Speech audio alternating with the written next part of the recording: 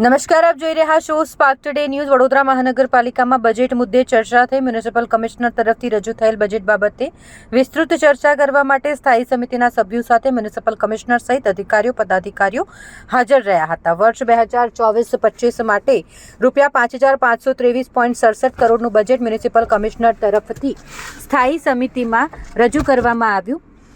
આ બજેટ બાબતે વિસ્તૃત ચર્ચા કરવા માટે સમિતિના સભ્યો વચ્ચે બેઠકનું આયોજન કરવામાં આવતું હોય છે. ત્યારે પહેલા દિવસે રેવન્યુ જમા અને કેપિટલ જમામાં કેવી રીતે આવક વધારી શકાય અને ખર્ચમાં કઈ રીતે ઘટાડો કરી શકાય તે બાબતની ચર્ચા કરવામાં આવી હતી.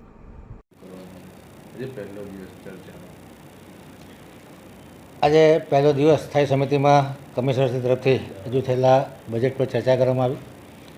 આજે કોર્પોરેશનમાં જે કોઈ રેવન્યુ જમામાં આવક થાય છે એની ચર્ચા કરવામાં આવી. અલગ અલગ જે આઇટમો છે એમાં અલગ અલગ રીતે જે રેવન્યુની આવક થાય છે એની પર વિસ્તૃત ચર્ચા કરવામાં આવી. એવી જ રીતે કેપિટલ જમા અને ખર્ચ પર ચર્ચા વિચારણા કરવામાં આવી. કેવી રીતે જમા એટલે કે આવક વધારી શકાય અને કેવી રીતે ખર્ચ ઘટાડી શકાય એ બાબતની ચર્ચા વિચારણા કરી છે. રોજે રોજ ચર્ચા કરી અને આનો ફાઇનલ જ્યારે સ્ટેન્ડિંગ કમિટી ફાઇનલ કરશે પાર્ટી સાથે સંકલન કરીને ત્યારબાદ વિસ્તૃત જાણકારી આપવામાં આવશે.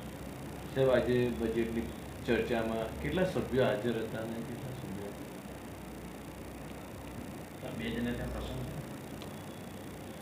એક સ્થાયી સમિતિના સભ્યોને ત્યાં પોતાના ઘરનું લગ્ન છે.